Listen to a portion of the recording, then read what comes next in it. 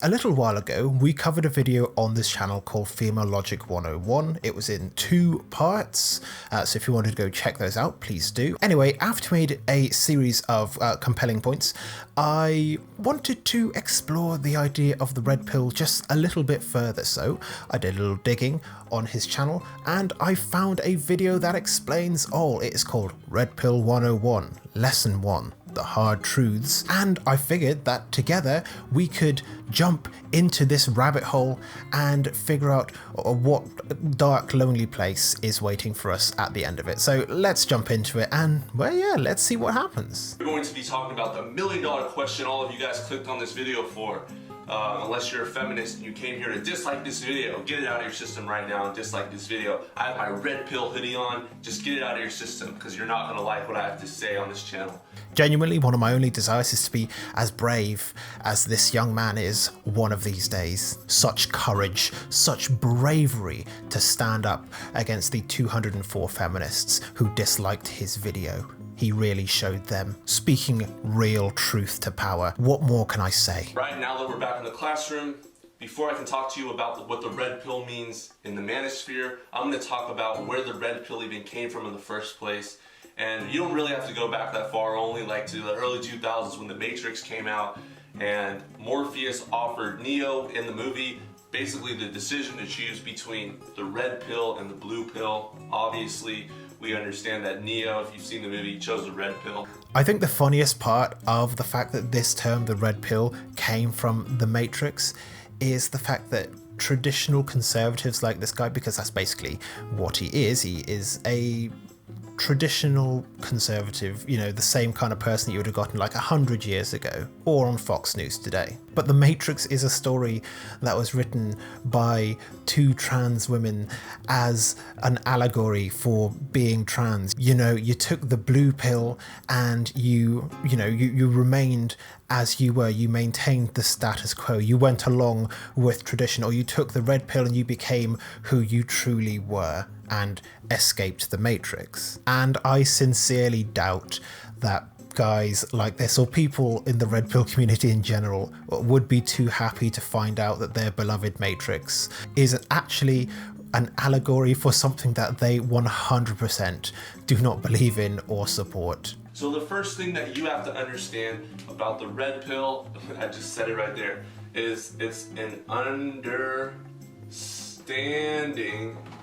It's an understanding that everything you were taught is a lie. I knew it. I knew it from the very beginning. I called it. This guy is a progressive. This is a forward thinker. It is all a lie. We can finally all be set free from the social construct that is reality. Finally, someone that agrees that gravity isn't real, chemtrails are true, and that it's perfectly socially acceptable to crap facing the tank instead of sitting away from it. Thank you. Finally, someone speaking the truth. Everything anyone told you, everything society told you, such as religion, aliens, all these different things, female nature, marriage, they're all lies, okay? And they're all used in order to program you. Jokes aside, it is a little bit funny to me, so I suppose jokes not really aside, that this guy is going to be talking during this video about returning to the way that things used to be, about essentially returning to tradition, returning roughly to where we were before the advent of, well, basic human rights. But of course, it is everyone else who is programmed, so, you know, hashtag stay woke, everyone. Yes, you probably think I'm crazy, but a lot of you guys don't even realize this right now because you're blue pill. But before you take the red pill, you are basically on a conveyor belt for society to use you. Genuinely though, if I were to remove all mentions of the red pill from this video and replace it with literally any other conspiracy theory, it would be completely indistinguishable from something you find, you know, like 3 o'clock in the morning when you can't sleep and you're just scrolling through conspiracy theory YouTube videos. Because it is all a conspiracy theory, it all kind of links together. You know, Bush did 9/11, Illuminati confirmed, and it was Agatha all along. Like, all of these things, they link together. It's all true. The red pill truth I will be starting off with is women, okay? And this is a small percentage of the red pill truths, but it's one of the hardest pills to swallow, especially as a young man growing up. Guys, please. The red pill is literally about 98% about women. Like, I'm not even joking. Like, you'll get, like, on the Reddit, you'll get, like, the occasional post about, you know, somebody did something to do with self-improvement or something about more kind of society in general, but like 98% of it is to do with women. If you don't believe me, like, I'll just put on like a screen cap now of me scrolling through this guy's YouTube channel, and yeah, you tell me how much of it is about women and how much is about literally anything else. Because you do truly love, or at least you have that idea of love in your mind, and you thought that there was maybe a special someone out there for you, and someone that you truly could build a bond with, maybe have a family, have a white picket fence, maybe a dog, and you know, that perfect fairy tale type of fantasy of love, alright?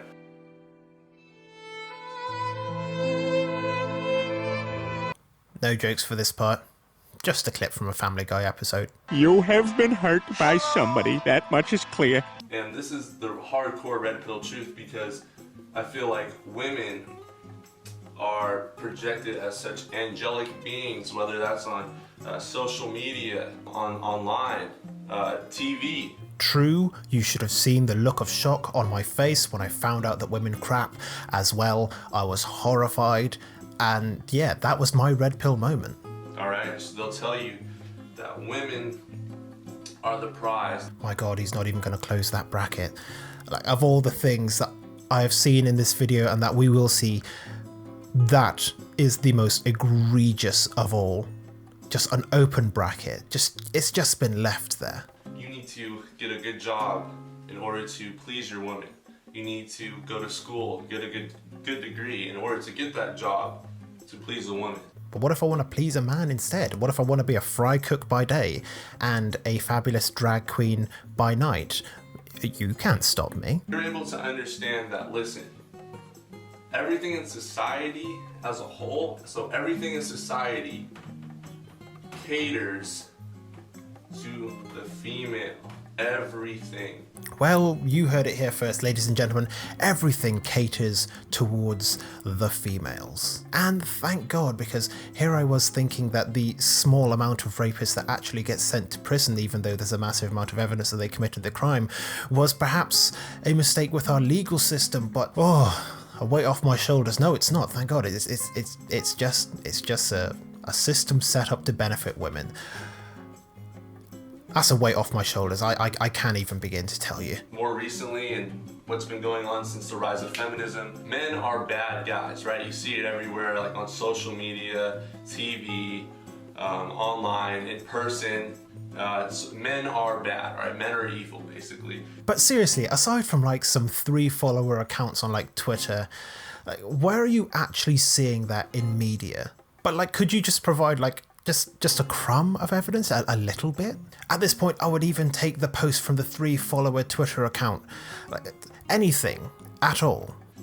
So men are bad, right? Men are evil, basically. And women are angelic beings, and they can never do any wrong. And that was a red pill, or that was a blue pill lie that you were told growing up. You see, it sounds like this guy just had a bit of a crappy upbringing. See, I was raised in a very religious household, so I learned from a very, very early age that women were evil and were the source of everything that, you know, was bad and that had happened in the world. I learned from a very, very young age that it started with Eve, and that there's all these sorts of rules in the Bible and whatnot about, you know, how we're supposed to deal with this kind of problem. So I don't know what this guy is talking about this not being in popular society and culture. I learned about this from about the age that, you know, I could understand anything. In fact, pretty much all societies have been like this forever.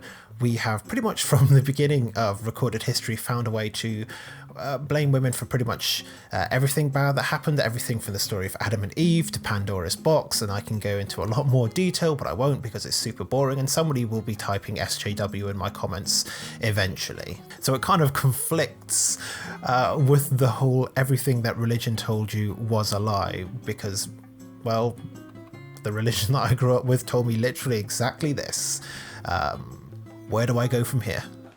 Another blue pill lie you were told growing up is that women can do this to you, and they can feel this.